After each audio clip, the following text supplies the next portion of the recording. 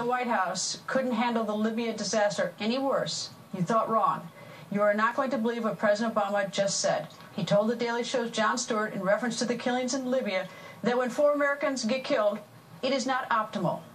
Senators John McCain and Kelly Ayotte are here to talk about that. But first, it's happening again. Governor Mitt Romney is starting to see a surge from the debate.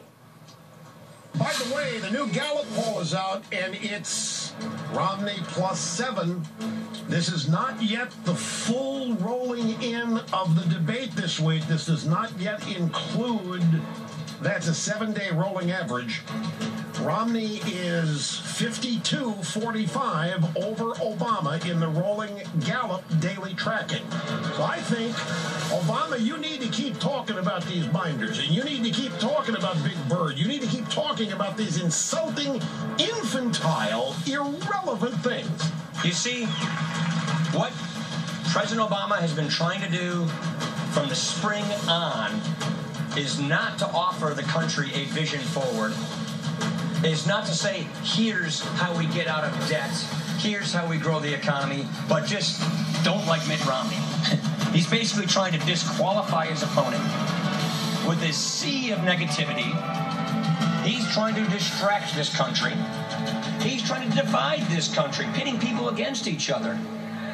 He is trying to win this election by default. I don't want you to go tell any undecided voter that we think things are hunky-dory. We don't. I want you to tell the undecided voter it's a long, slow climb to build a new prosperity for the 21st century after this crash, but we at least are climbing. We're not trying to drive us back in the other direction. When I watched the debate the other night, Obama kept talking about what he's going to do, and I kept saying, why doesn't he do it?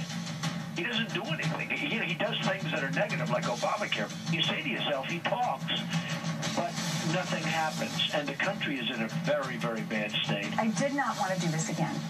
This was a very hard thing for me to decide to go forward again. I think people know and recognize. To campaign, to go through all of this. For the family to have to go through this. The children have a hard time with it. I have a hard time with it. And yet I felt as though there was something my husband could offer this country that was uniquely his, that he could bring better economic hope and prosperity to women and men and all Americans. When a politician tells you he's going to wait until after the election, it's not because their plan is so good that they don't want to spoil the secret. That's usually not what's going on. And in this case, just about everybody who's looked at his tax plan says he can't pay for it without blowing a hole in the deficit or raising your taxes, raising taxes on the middle class. Don't move. Vote. If you think these 4 years have been bad economically and in the sense of economic destruction and the transformation of the country from a superpower to an also-ran, if you think it's been bad in these 4 years, you have no idea what the next 4, and he doesn't dare tell you.